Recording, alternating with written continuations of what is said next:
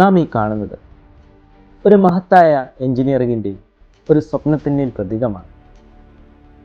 എൽഡ്രോക്ക് മീഡിയയിലേക്ക് ഏവർക്കും സ്വാഗതം. നാം സാധാരണയായി ഒരു നിശ്ചല പ്രതിമയായി കാണുന്നത് യഥാർത്ഥത്തിൽ അതിശയകരമായ ഒരു എഞ്ചിനീയറിംഗ് അത്ഭുതമാണ്.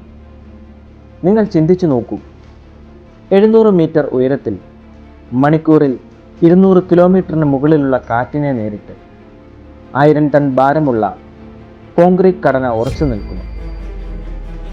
ഈ മഹത്തായ സൃഷ്ടിയെ മനസ്സിലാക്കാൻ നമുക്ക് 1921 പോകേണ്ടി വരും. ബ്രസീൽ തൻ്റെ സ്വാതന്ത്ര്യത്തിൻ്റെ 100ാം വാർഷികം ആഘോഷിക്കാൻ ഒരു പ്രതീകം തേടുകയായിരുന്നു. അതിനായി തിരഞ്ഞെടുത്തത് മൗണ്ട് കോർക്കവാഡോ, ഒരു ഒറ്റപ്പെട്ട ഗ്രാനൈറ്റ് കൊടുമുടി. മഴക്കാടുകൾക്കിടയിൽ കടുത്ത കടൽക്കാറ്റുകളും ചുഴലിക്കാറ്റുകളും നേരിടുന്ന സ്ഥലം. ഈ പദ്ധതിക്ക് നേതൃത്വം നൽകിയതായിരുന്ന ഹെക്ടർ ദ സിൽവ കോസ്റ്റ. ഇദ്ദേഹം ഒരു എഞ്ചിനീയർ മാത്രമല്ല, ഒരു സ്വപ്നക്കാരനും കൂടിയായിരുന്നു.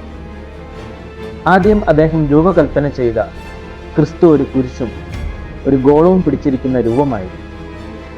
പക്ഷേ അത് വിമർശനത്തിന് ഇരയായി. ബോൾ പിടിച്ച ക്രിസ്തു എന്നായിരുന്നു ഏവരുടെയും പരിഹാസം.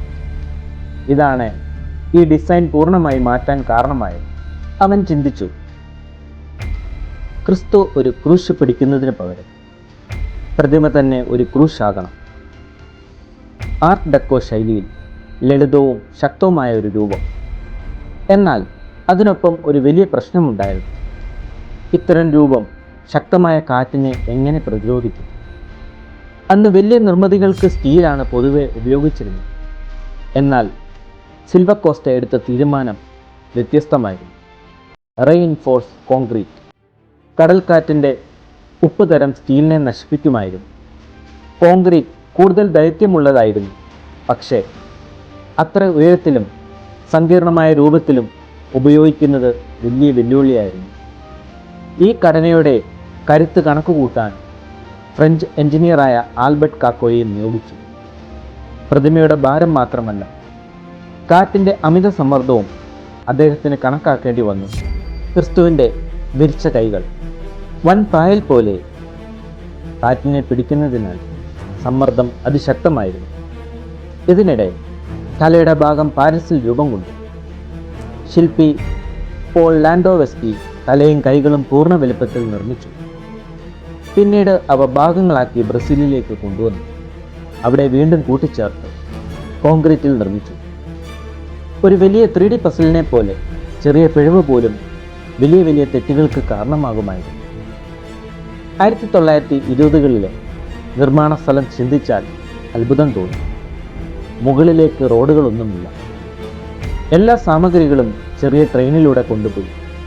സ്ഥലം കുറവായതിനാൽ എല്ലാം അതേ ദിവസം ഉപയോഗിക്കേണ്ടി വന്നു. തൊഴിലാളികൾ മേഘങ്ങളിൽ മറഞ്ഞു അപകടകരമായ സാഹചര്യങ്ങളിൽ ജോലി ചെയ്തു പോയിരുന്നു. എന്നിരുന്നാലും 9 വർഷത്തിനിടയിൽ ഒരാളുടെ ജീവൻ പോലും ഇതിൽ നഷ്ടപ്പെട്ടില്ല. അത് തന്നെ ഒരു വലിയ മഹത്തായ അത്ഭുതമാണ്. പുറത്തുനിന്ന് ഇതൊരു സോളിഡ് ഘടനയായി തോന്നുമെങ്കിലും യഥാർത്ഥത്തിൽ ഇതൊരു 12 നില കെട്ടിടം പോലുള്ള ഉള്ളൊഴിഞ്ഞ ഒരു ഘടനയാണ്. അകത്ത് തൂണുകളും ബീമുകളും ചേർന്ന് ഭാരം പർവ്വതത്തിലേക്ക് വിതരണം ചെയ്യും. ഒരു ചെറിയ പടിവാതിൽ വഴി മുകളിലേക്ക് വരെ പോകാനാകും. അകത്ത് നെഞ്ചിൻ്റെ ഭാഗത്ത് ഒരു ചെറിയ ഹൃദയ ആകൃതിയിലുള്ള വിശദാംശവുമുണ്ട്. താഴെ നിന്ന് കാണാൻ കഴിയാത്ത ഒരു രഹസ്യ അടയാളം. കോൺക്രീറ്റ് മാത്രം മതിയായ സംരക്ഷണം നൽകില്ല എന്ന് മനസ്സിലാക്കിയ സിൽവർ കോസ്റ്റ പ്രതിമയെ സോപ്പ് സ്റ്റോൺ കൊണ്ട് മൂടാൻ തീരുമാനിച്ചു. ഈ കല്ല് ആദ്യം മൃദുവായെങ്കിലും പിന്നീട് ശക്തവും ജലപ്രതിരോധ ശേഷിയുമുള്ളതുമാകും. ഇതിനായി 60 ലക്ഷത്തിലധികം ചെറിയ ത്രികോണ കഷ്ണങ്ങൾ ഉപയോഗിച്ച് ഇവയെ നേരിട്ടൊട്ടിക്കാതെ ഒരു പേപ്പറിൽ പതിപ്പിച്ച് പിന്നീട് പ്രതിമയിൽ പതിപ്പിച്ചു. ഇത് ചെയ്തവരിൽ പലരും സ്ത്രീകളായിരുന്നു. ചിലർ അവരുടെ പേരുകളും ആഗ്രഹങ്ങളും അതിൻ്റെ പിന്നിൽ എഴുതുകയും ചെയ്തു. ഇത്തരം ഉയരത്തിൽ നിലകൊള്ളുന്നതിനാൽ മിന്നൽ പതിവാണ്.